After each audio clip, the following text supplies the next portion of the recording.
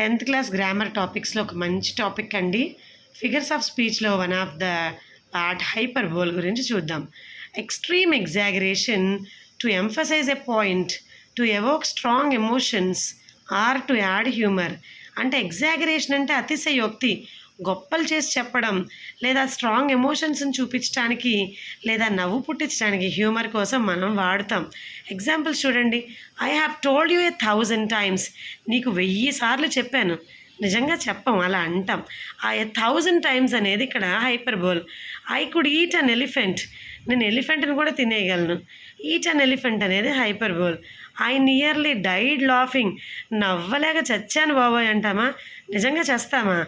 Nearly died laughing అనేది hyperbole. My shoes are killing me. నా చెప్పులు నన్ను చంపేస్తున్నాయి. నిజంగా చంపుతాయా అంటే ఇబ్బంది పెడుతున్నాయని. సో ఇలాంటివి మరిన్ని తెలుసుకోవడానికి లైక్, షేర్ అండ్ సబ్స్క్రైబ్.